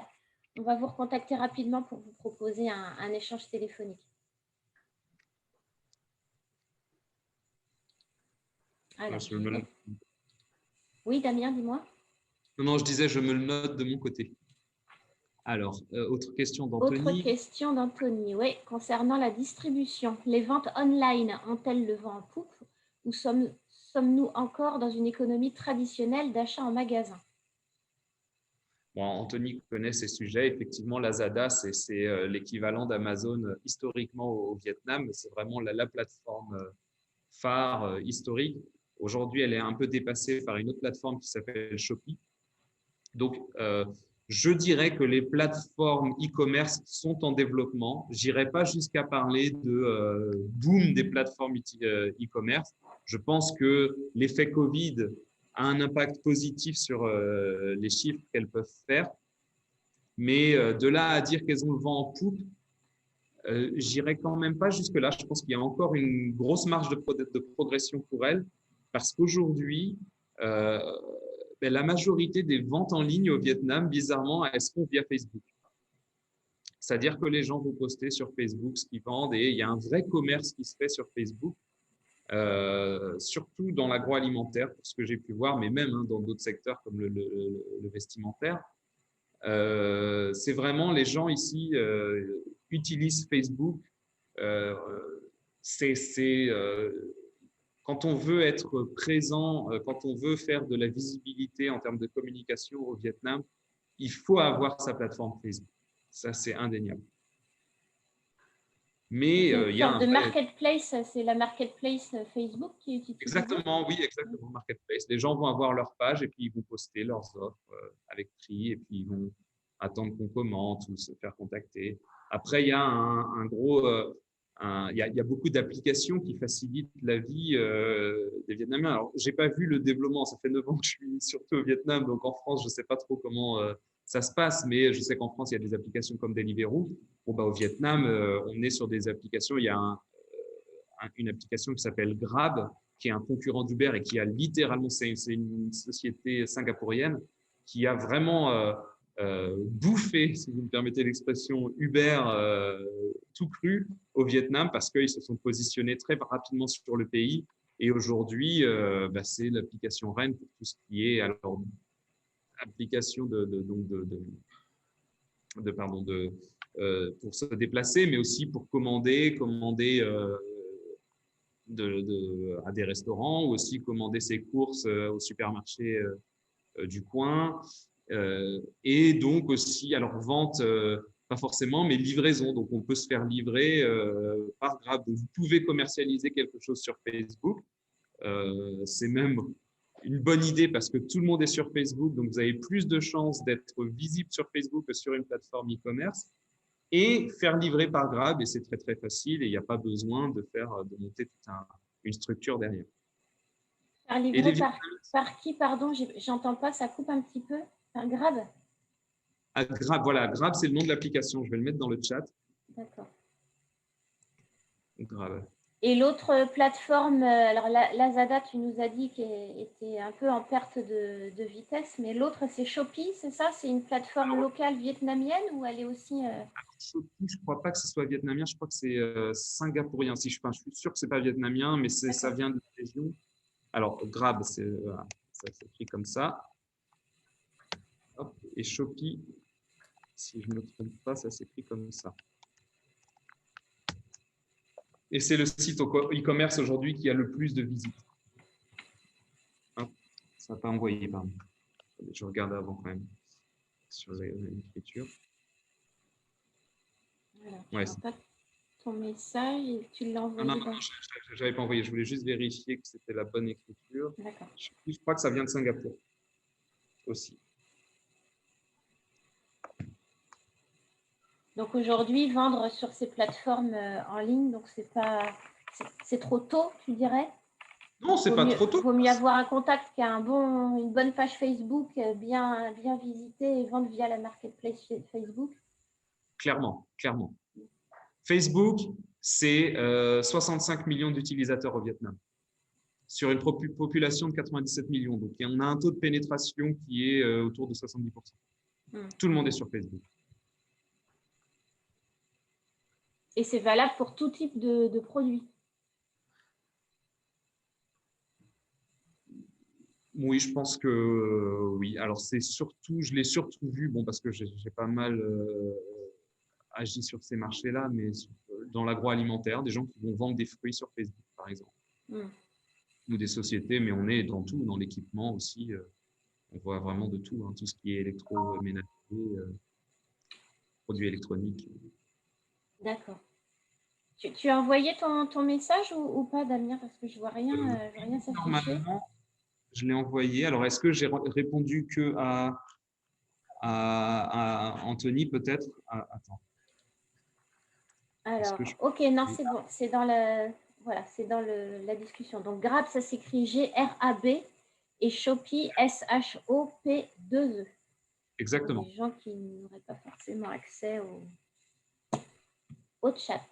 Alors, on va passer au point suivant. Je vois que l'heure tourne. S'il y a d'autres questions, n'hésitez pas, je vais les prendre. Je vais continuer de les prendre au fur et à mesure. Donc, écoute, Damien, merci pour ces précisions. Donc, encore une fois, tu vas revenir vers chacune des personnes là, qui ont posé des questions, plus celles qui auraient des questions ultérieurement et qui me les enverraient par mail. On va revenir vers vous rapidement. Je te laisse la parole, Pascal, maintenant pour la partie pratique, technique et pratique. Ça marche. Bon, écoutez, ça va peut-être un petit peu redondant certaines choses parce que Damien a dit beaucoup de choses. Je voulais vous parler de l'export et de l'import parce qu'effectivement, on parle des opportunités pour les exportateurs bretons, mais il n'y a pas que la partie export, il y a aussi la partie import qui donne des solutions, j'allais dire, grâce à l'accord UE-Vietnam, donc signé en août dernier. Alors, ce que je voulais vous donner, ce que je vous ai mis en première ligne, c'est à noter qu'en général, quand un accord rentre en vigueur, c'est que souvent, il y a une application de l'exemption des droits de douane sur une certaine catégorie de produits. C'est pour ça que là, vous voyez, c'est noté 65% des droits de douane qui sont passés, qui ont été éliminés dès l'entrée en vigueur de l'accord. Mais c'est souvent sur les produits, agricoles, les produits alimentaires, qu'il y a un calendrier qui est échelonné sur une dizaine d'années. C'est souvent comme ça que ça se passe.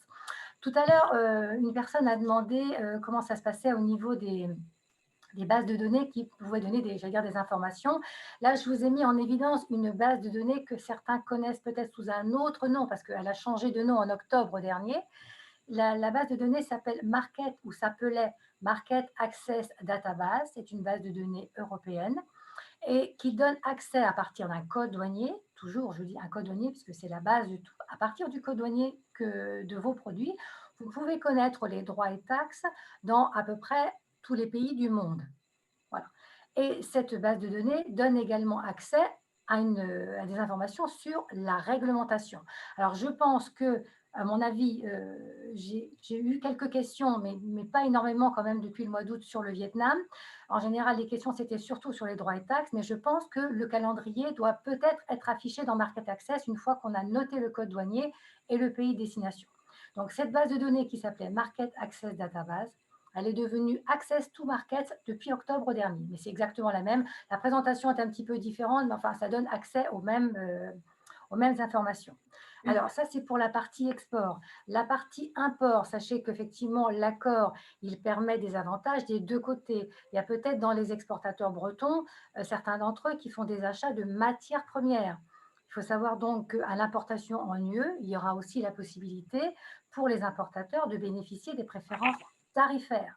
Alors, à noter, je vous ai mis, alors ça c'est juste un extrait, hein, il y a un avis aux importateurs qui est paru là-dessus. Ça, je vous ai pris juste, comme dire, une petite portion. Vous avez des contingents tarifaires en fonction de certains produits. Mais sachez que sinon, effectivement, l'élimination des droits de douane se passe aussi pour les importateurs européens qui veulent faire venir des produits vietnamiens. Hein, c'est dans les deux sens. Voilà. Tu peux passer à la suivante si tu veux. Voilà. Et le statut dont je voulais vous parler, c'était que, alors, le statut, alors eux, déjà, ça veut dire exportateur enregistré. Alors, à ne pas confondre avec le statut EA. Donc, il y a statut d'exportateur enregistré, le statut d'exportateur agréé. Si tous les deux statuts permettent, comment dire, des préférences tarifaires aux importateurs, le statut est différent selon le pays. Par exemple, le statut d'exportateur enregistré, il a été mis en place lors de la mise en place de l'accord UE-Canada. Donc, c'est relativement récent, c'est 2017.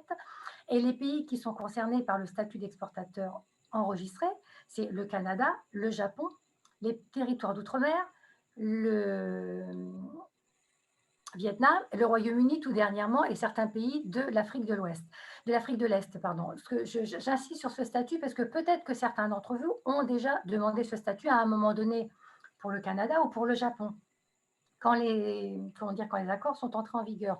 Auquel cas, ils ont déjà obtenu à l'époque un numéro REX.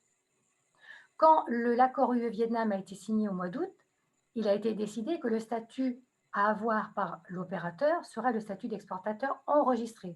Donc, si quelqu'un l'a déjà pour un autre pays que je viens de citer, le numéro REX, il l'a déjà, et il va suffire de raccrocher, on va dire, le wagon du Vietnam sur son statut qu'il a déjà obtenu.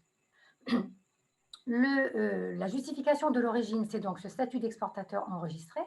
Dès lors que vos exportations dépassent le montant de 6 000 €, en dessous de ce montant, c'est tout simplement une attestation à noter sur la facture de l'exportateur. Et dans le sens import UE, c'est la même chose, hein, sauf que si vous voulez, jusqu'à il n'y a pas si longtemps, le Vietnam était encore considéré comme un pays SPG. Je ne sais pas si le SPG, ça parle à certains d'entre vous. SPG veut dire système de préférence généralisée, c'est-à-dire que l'Union européenne offre des préférences tarifaires aux importateurs qui font venir des produits des pays en voie de développement. Donc, il a encore le statut SPG, le Vietnam, ce qui veut dire que l'importateur peut choisir entre faire venir ses produits sous le statut UE Vietnam ou sous le statut, j'allais dire, SPG, auquel cas il y aura aussi le système de l'attestation d'origine sur la facture de l'exportateur vietnamien ou alors le numéro REX qu'aura obtenu l'exportateur vietnamien dans le cadre de l'accord UE-Vietnam. Il aura fait sa demande auprès des douanes vietnamiennes. Si ça parle à quelqu'un, le certificat d'origine forme A, pour ceux qui feraient déjà ou qui faisaient déjà des importations, eh bien, le certificat d'origine forme A a complètement disparu de la circulation puisque tous les pays de développement devaient avoir opté pour le statut REX au plus tard le 31 décembre dernier. Donc écoutez, je ne sais pas si c'est clair. Enfin, l'important, c'est que vous compreniez qu'il y a des possibilités et des facilités et des préférences tarifaires accordées des deux côtés en fonction du code douanier. Merci Pascal. Est-ce qu'il y a des questions? Est-ce qu'il y a des questions? Parce que c'est vrai que ça demande peut-être à être affiné. Encore une fois, toi Pascal, pour le 56 ou dans les autres départements. Voilà, on a tous, si vous voulez, là, pour vous expliquer, honnêtement, depuis l'accord signé avec le Royaume-Uni, les applications du site douanier sont un petit peu engorgées, hein. Et c'est aussi ce numéro REX qu'il va falloir avoir maintenant pour les échanges avec le Royaume-Uni. Mm. Donc, si vous voulez, l'important, c'est de savoir que si vous avez déjà eu un numéro REX par le passé pour un des pays cités, Canada, Japon, territoire d'outre-mer, Royaume-Uni, là, tout récemment, ou encore, il y avait aussi, ont été mis en place, cet accord a été mis en place aussi pour ce qu'on appelle les pays de l'AFOA, c'est-à-dire Madagascar, Maurice, les Comores, les Seychelles et le Zimbabwe. Le Ghana et la Côte d'Ivoire aussi sont relativement récemment. Donc, si vous avez demandé un numéro REX à un moment donné, eh bien, il va tout simplement vous servir pour le Vietnam. Mhm. Il n'y a pas un numéro REX par accord UE. Merci Pascal. Ouais. Alors, s'il n'y a pas de questions, on va pouvoir enchaîner parce qu'on arrive au terme de ce webinaire. Je vais laisser la parole à Laurent Fortin pour son témoignage et pour partager avec vous donc son expérience. Alors, n'hésitez pas, là encore, à poser vos questions à Laurent et échanger avec lui. Soyez libre de partager vos propres expériences avec celle de Laurent et de poser vos questions. Rebonjour Laurent et merci encore d'être avec nous ce matin pour parler de votre expérience Vietnam. Je vous laisse la parole. Oui, bonjour à tous. Écoutez, merci de m'avoir invité. J'ai rien préparé, donc c'est plus, moi je le vois plus comme un. C'est comme ça que c'est un l'idée, échange, un échange spontané, exactement. Voilà. Donc juste une petite présentation de notre société. Donc nous on est une toute petite société, Fertiléo, on est basé à Landerneau et on est spécialisé dans la fabrication et la distribution d'engrais organiques. Voilà. Donc les engrais organiques, en gros, on est spécialisé dans le recyclage des produits bretons qui sont d'origine animale, que ce soit essentiellement des produits, des sous-produits animaux issus du traitement des effluents d'élevage ou de l'agro-industrie. Voilà. Donc aujourd'hui, notre métier, c'est de proposer à la distribution agricole, souvent en dehors de Bretagne, hein, des maraîchers, des viticulteurs, des céréaliers, des engrais organiques qui sont 100% d'origine naturelle et on est complètement dans l'économie circulaire, c'est-à-dire que on exporte les excédents, on va dire, des Bretons vers les zones où il y a des besoins de matière organique. Voilà. Et donc, l'export, bon, non, si vous voulez situer un peu l'entreprise, on fait à peu près 3 millions d'euros de chiffre d'affaires. On n'est que deux salariés. La particularité, c'est qu'on n'a pas d'usine en propre, mais on est fabricant quand même, c'est-à-dire qu'on fait faire nos produits en sous-traitance, en taf, quoi, travail à façon. Mm-hmm. Et puis on a pris de ce fait-là, on fait de l'import-export, on est en contact un petit peu avec des entreprises en Europe et on a rapidement vu que dans notre secteur d'activité, il y avait un gros flux sur l'Asie. C'est comme ça qu'on a commencé à s'intéresser un petit peu à ce marché. Voilà, donc aujourd'hui, pour nous, on débute. L'export, ça représente à peu près 10% de notre chiffre d'affaires. On va faire 300 000 euros cette année sur 3 millions. Voilà. Alors, concernant votre expérience Vietnam, quand est-ce que vous avez commencé à effectuer vos prospections, vos démarches? Est-ce que c'est long de s'implanter au Vietnam et de trouver des partenaires? Est-ce que c'est compliqué de vendre? Comment ça se passe un peu? Donc nous, on a commencé avec une première mission avec BCI en 2017. Donc là, à l'époque, c'était Fabien Marron de la société qui avait été désignée comme c'était la société Eridan à Bangkok. Eridan, oui, un autre prestataire agréé de BCI voilà. sur le Vietnam. Donc c'était un prestataire BCI sur Bangkok et là on avait fait une mission Cambodge et Vietnam sur place. C'était bien organisé avec un correspondant agronomique et l'objectif un peu de cette mission-là, c'était un peu de découvrir les acteurs, s'imprégner de l'agriculture locale, visiter les plantations, les distributeurs, les organismes de recherche. Ça nous a permis d'essayer de comprendre déjà pourquoi le Vietnam, cette zone-là, était le premier pays importateur au monde. C'est monstrueux, 300 000 tonnes d'engrais organiques. et puis de s'imprégner un peu de la problématique agricole. Voilà. Donc, ça n'a pas débouché directement sur du business, hein. Après, par contact, par relation, on a trouvé des gens au Vietnam qui s'intéressaient, qui étaient intéressés pour travailler avec nous, et on a commencé à travailler ensemble. Donc vos échanges commerciaux avec le Vietnam, c'est un contact direct en fait que vous avez eu avec un Vietnamien. C'était pas via un agent ou un importateur. Vous travaillez en direct avec votre partenaire là aujourd'hui. Oui, bah c'est par une connaissance et des mises en relation suite à la mission quand même BCI qu'on est entré en contact. Et donc, ce qui s'est passé, c'est que dans un premier temps, si vous voulez, c'est assez compliqué. On a identifié un distributeur vietnamien avec lequel on a mis en place une procédure d'homologation et d'enregistrement, parce qu'on ne peut pas importer les produits comme ça, c'est quand même assez compliqué. Et donc, fin 2017, on a déposé avec ce distributeur un premier dossier pour homologuer le produit. Donc, ça nécessite des essais agronomiques, des analyses détaillées, etc. Et cette homologation-là, on ne l'a toujours pas. Donc, ça vous donne quand même en 3 ans, mais elle arrive là. Elle arrive au printemps 2021. Donc, avec ce premier contact, on n'a toujours pas généré de flux d'activité. Mais entre-temps, le gouvernement a changé son fusil d'épaule et il y a eu une simplification. Il y a eu un nouveau décret, le décret 84, là, qui a permis de faciliter les importations de produits avec une procédure simplifiée.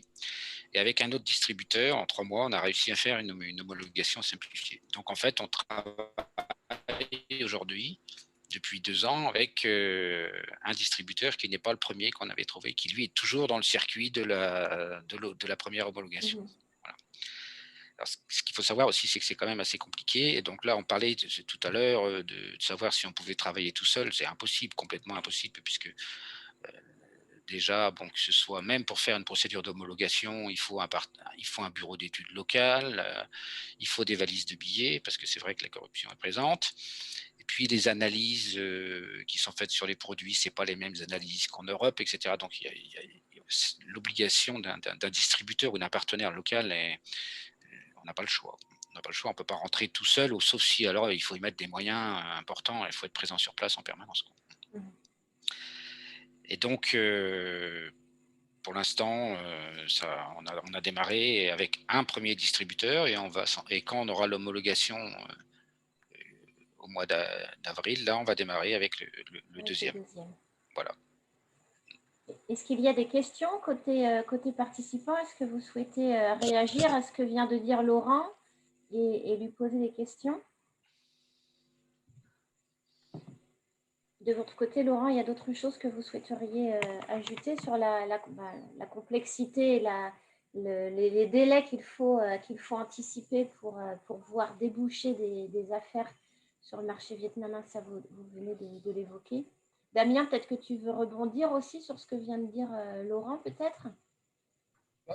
Juste par rapport au délai, ça va quand même dépendre du produit sur lequel on va, sur lequel vous vous positionnez. Effectivement, tout ce qui est lié à la culture. Je sais aussi, par exemple, nous, on avait eu l'exemple concret pour tout ce qui est semences. Quand vous voulez faire venir et enregistrer de nouvelles semences au Vietnam, il faut entrer, mais ce n'est pas propre au Vietnam, hein, mais il faut entrer sur une procédure de plusieurs années, 3-4 ans, pour pouvoir avoir la semence en question homologuée. Là, il faut passer absolument par une homologation, un enregistrement et donc une certification. Ça implique des périodes de test et donc tout ça, ça prend énormément de temps. Donc après, en fonction de votre produit, le laps de temps sera plus ou moins court. Sur d'autres produits, je sais que par exemple pour le riz, voilà, ça prend 1 ou 2 mois, il me semble. Et moi, ce que je rajouterais quand même pour les gens qui veulent prospecter, c'est qu'en Asie, il ne faut pas se fier aux apparences des gens, quoi. Vous voyez, nous, par exemple, nos distributeurs, c'est des petites échoppes qui sont sur le bord des routes. C'est des mamies qui sont avec un petit chapeau, etc. Mais bon, moi, la personne avec qui je travaille, il organise un déplacement en Europe pour ses distributeurs. La petite mamie qui ne paye pas de mine, là, elle est capable d'acheter des sacs à 10 000 euros dans le magasin, quoi. Ouais. Et c'est pas comme chez nous. Les commerciaux de mon distributeur, ils roulent pas en berlingot, ils roulent en Ford Ranger 4x4, quoi. Donc, c'est vraiment une économie qui est en plein développement, un petit peu comme chez nous dans les années 70, il y a de l'argent, hein, et ils savent prendre des décisions rapidement.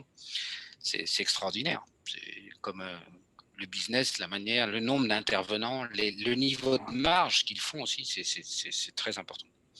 Alors, suite, nous, à cette première expérience, eh bien, on a relancé donc, cette année, parce que pour nous, c'est un axe de diversification important, l'export. On a relancé une seconde vague d'études et on commence à travailler maintenant sur l'Afrique aussi. On est présent à Madagascar, entre autres. Et on essaye d'essaimer un petit peu avec SOA. Là, on est en train de réaliser des études pour...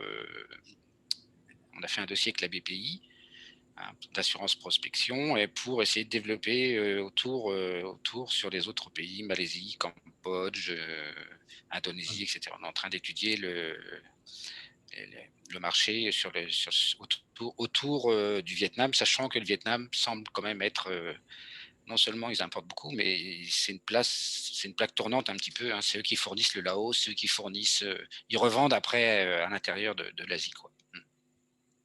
Ouais, il y a c'est vraiment l'entrée, quoi. C'est l'entrée. Exactement. Déjà, ne serait-ce que parmi les anciens pays de l'Indochine, donc Cambodge et Laos, le Vietnam est déjà une plaque tournante sur plusieurs secteurs. Et comme j'expliquais tout à l'heure, du fait de la position géographique du Vietnam, ça devient aussi le cas pour d'autres pays, avec d'autres pays de la zone, surtout sur des secteurs où le Vietnam est déjà leader, entre guillemets. Mmh. Il y a une réaction par rapport à votre témoignage, Laurent. Une personne donc participante aimerait volontiers rentrer en contact avec vous après le webinaire pour échanger justement vos expériences communes. Est-ce que vous êtes d'accord avec ça, Laurent? Enfin, on va en rediscuter après, mais cette personne souhaiterait échanger plus longuement avec vous après le webinaire. Et on a une autre question donc de la part d'Anthony. Est-il préférable d'avoir un ou plusieurs importateurs, par exemple un au nord, un au sud, où les importateurs demandent très souvent l'exclusivité et généralement sont capables de livrer dans tout le pays et au travers de tous les canaux de distribution? Quel est le meilleur conseil à donner, Damien? Un ou plusieurs importateurs? Si je peux me permettre de faire une réponse de Normand à un Breton, ça va vraiment dépendre de la... On a tous les cas de figure, très honnêtement. Donc, Anthony, on se connaît un petit peu, on avait déjà échangé par le passé. Je pense que vous êtes sur les produits, le pet food, si je me souviens bien. Et sur le pet food, je pense qu'on peut trouver, mais là, il faudrait creuser, mais je pense qu'on peut trouver des gens qui sont capables d'arroser tout le pays. Mais je sais que sur d'autres secteurs, comme par exemple les revêtements, rien à voir, mais les revêtements, là, je conseillerais plutôt d'avoir une politique de distributeurs multiples, un sur chaque région. En tout cas, nous, c'est comme ça qu'on fait les choses dans le domaine. C'est vrai que sur les produits pet food, c'est moins évident, je pense, et qu'on peut trouver un distributeur qui serait enclin et qui pourrait demander effectivement l'exclusivité pour tout le pays. Mais après, à voir. Je pense qu'il ne faut pas se fermer, en tout cas, à avoir plusieurs distributeurs sur le même pays parce que, justement, vous allez avoir des distributeurs qui seront beaucoup plus aptes à arroser une région plus qu'une autre. Oui, puis est-ce qu'il y a aussi la dimension culturelle, politique ou autre? Enfin, est-ce qu'un importateur qui est implanté dans le Nord aura plus de facilité à vendre sur sa zone qu'un importateur du Sud? Enfin, tu marquais distinctement tu as insisté sur la différence entre le nord du Vietnam et le sud du Vietnam en début de webinaire. Est-ce que donc ça a un impact là sur le choix de l'importateur? Moi, je l'ai vu ça très concrètement sur le vin, par exemple. Et là, le vin, concrètement, ça marche comme ça. Le vin, vous allez avoir les importateurs. Vous allez avoir très peu d'importateurs au final qui vont être capables de gérer les deux régions. Et ça va être vraiment les gros importateurs, mais ça, c'est deux, trois acteurs tout au plus. Après, en fonction de mais ça ne veut pas dire que les autres importateurs qui sont peut-être plus régionaux ne sont pas intéressants. Et au contraire, ça va être des importateurs qui sont très forts sur leur réseau local et qui sont relativement plus forts que les gros importateurs nationaux pour atteindre des réseaux très, très locaux. Donc, en ça, ils sont très, très intéressants. Donc, c'est un arbitrage à avoir. Si vous ne voulez pas vous embêter à multiplier les importateurs sur un même pays, prenez l'importateur qui aura le réseau national, mais ça peut vous barrer des réseaux de consommateurs locaux qui peuvent être intéressants. Anthony, j'espère qu'on a répondu à votre question. Vous vouliez réagir, Laurent, excusez-moi, je vous ai coupé la parole en lisant la question d'Anthony. Un ou deux. Non, moi, c'est fonction du type de produit que vous vendez, quoi. Nous, sur notre marché, vous avez des très, très gros faiseurs qui sont importateurs de masse, on va dire, qui vont travailler avec des traders, quoi, sur des commodités. Et après, si vous avez des produits avec plus de valeur ajoutée, si vous voulez être plus sur des niches, c'est vrai qu'il faut plus essayer de passer avec des partenariats avec des distributeurs locaux, quoi. Après, tout dépendait après, c'est la politique de marque. Soit vous développez votre marque, soit vous êtes fournisseur de matières premières pour un gros distributeur et qui, lui, va refaire les sacs et va faire tout le marketing à son nom. Voilà, c'est comme ça que ça fonctionne. Hein.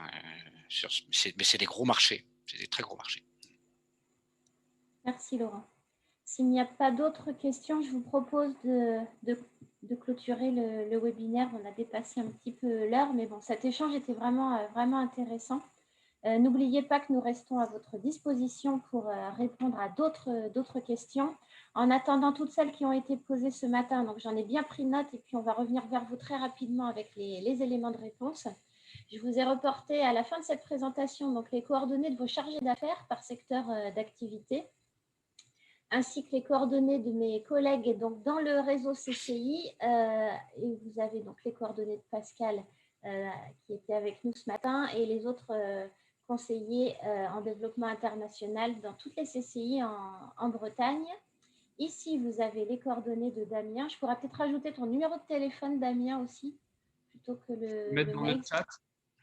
Pardon? Je peux le mettre dans le chat, là, tout de suite, si vous voulez. Alors, vas-y. C'est mon numéro de portable WhatsApp. Vous pouvez me joindre sur WhatsApp, sur ce numéro-là. Hop.